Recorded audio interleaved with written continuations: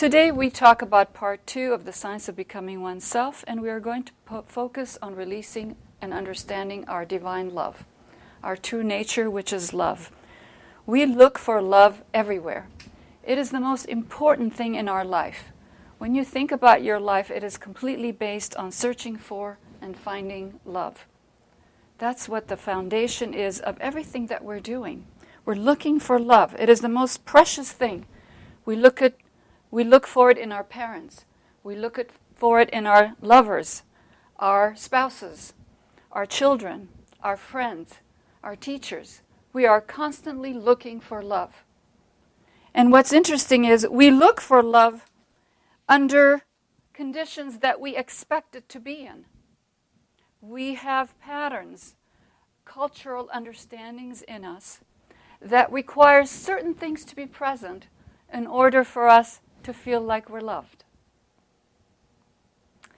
Certain things have to be present in order for us to give love. And when those things aren't there, we don't like it. On the one hand, we are looking for immortal, continuous, everlasting love. And on the other hand, we're looking for it in the wrong place. We're looking for it in the mortal, in the tangible, in the changing, in the broken and the imperfect. Do you see how we have such a problem as human beings, as the whole world, in understanding divine love? Because we are conditioned by everything in our life to expect love that looks a certain way, that smells a certain way. It has to be red roses, not white. Or maybe white, not red. It has to be a certain song. It has to be a certain smell. It has to be a certain look so that we fall in love, we love, and we give love. So we are always trying to match what we see around us with our inner expectation. And when that does not coincide, we feel tremendous sadness and loneliness, and we keep searching somewhere else, behind that other door, in that other person, in that other book, in that other relationship. Do you see the two dichotomies that we're operating under, and why our whole search is for love and it's completely in the wrong place? So this is the focus, is before we understand what immortal love, the love of our true self, looks like, feels like, smells like, it is the love that comes directly from the divine. We are a fragment of that. Before we can even understand that, we have to acknowledge that truly we are looking in the wrong places. We're looking for the immortal in the mortal, for the unchangeable in the changeable. And we're stuck.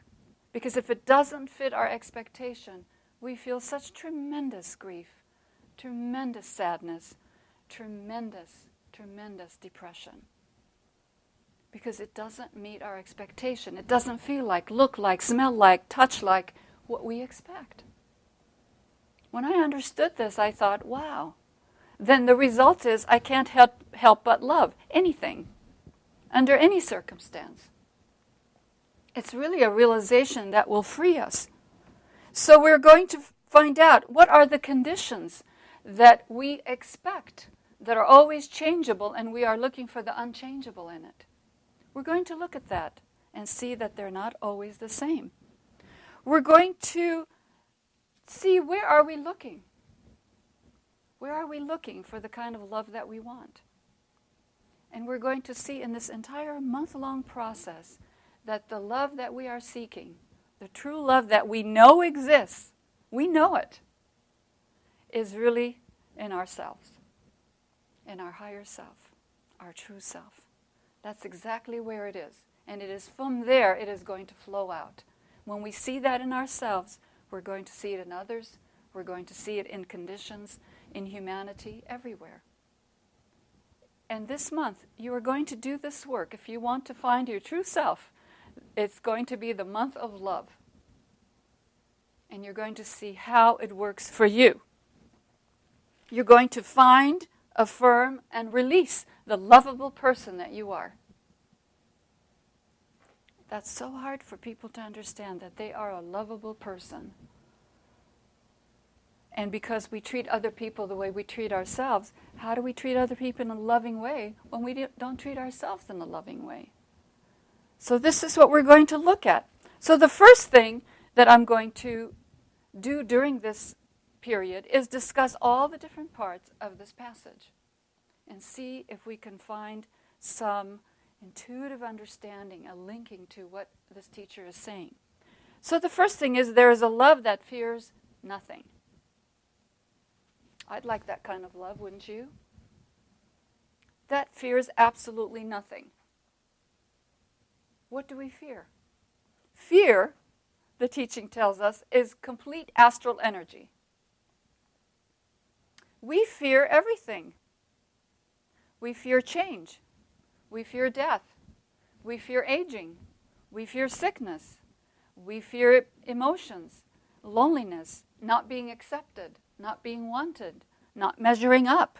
You name it, we fear it. We fear the unfamiliar. We fear when other people are giving opinions that are different than ours, or talk in a way that's different than ours, or dress in a way that's different than ours. What's interesting about fear is we know that it's false. We know at the bottom of our hearts and at the bottom of our being that our fears are nothing but an illusion.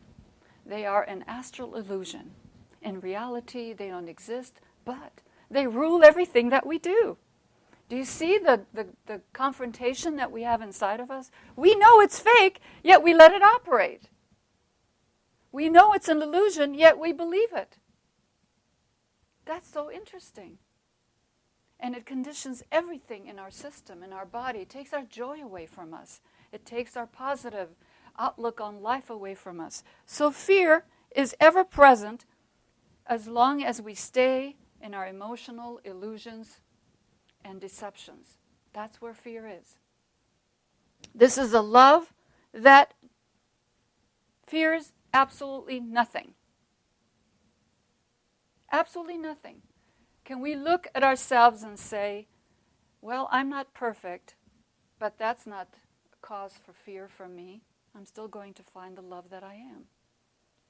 That person didn't talk to me the right way. I'm not going to fear it. Religion sometimes puts the fear in us of the divine. No, take that away. If I don't sacrifice this way, burn the incense this way, say the prayers this way, do my meditations, the love divine is going to come and strike me dead. We don't like that. We know that's not true, yet we believe it somehow. We're going to be punished. So this love that we're going to release is going to fear nothing. Absolutely nothing. No one can mistreat you or hurt you. No one can say bad things about you. You basically let it glide. You're completely indifferent. It doesn't matter. Isn't that powerful? So first, think about that. You are going to develop a kind of love that fears absolutely nothing. We're going to construct a belief system, a path that fears absolutely nothing. Because we know that fear is illusion.